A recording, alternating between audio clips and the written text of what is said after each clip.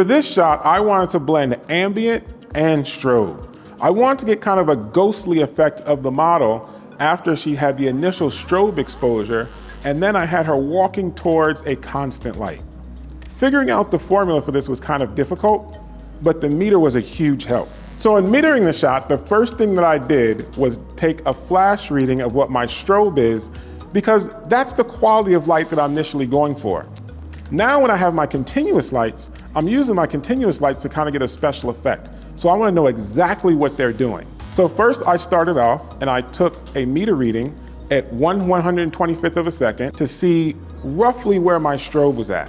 Once I had the flash exposure figured out, now I wanted to know what the ambient exposure was. So I slowly started dialing the shutter speed down on the meter, and the meter is going to start to do the math for me and show me where the ambient light starts to creep into my shot. Not only do I see my overall exposure changing, I also see the percentage of flash changing. Next, I give my model a mark of where I want her to end up at the end of this 2 seconds. And so I gave her a second mark on the floor. I had her stand there, and then I took an ambient reading of what my exposure was, and I found out my exposure was 2 stops over what my flash exposure was. I also took a flash reading just to see if I was getting any flash spilling over into that area as well. Wasn't a huge concern of mine because the flash is on for an instant, and by the time the model moves, I know she's not going to be getting any flashlight over there, but I still want to know for good measure. As the model was standing in position number 2, I took another meter reading and I saw that I was 2 stops over. This wasn't a huge concern of mine because I knew that she's only going to be there for about half the time.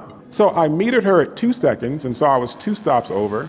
But then I also metered her at 1 second, calculating for the time that she would be on that mark as well. So that was my recipe for this.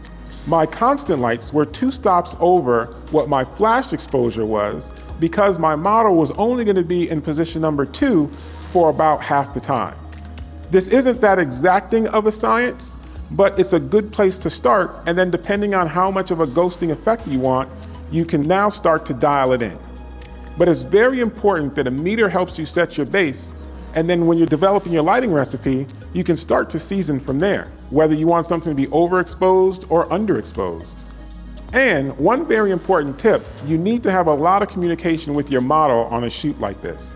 Giving her marks on the floor of where she needs to end up, head position is very, very important so you can kind of maximize the ghosting effect and she understands exactly what's going on. So here I told my model to be very still. As soon as she sees the flash, move to her second mark. And on the second mark, also be very, very still so that I could get an exposure there to burn in. And as she was moving, you start to see a little bit of a blur.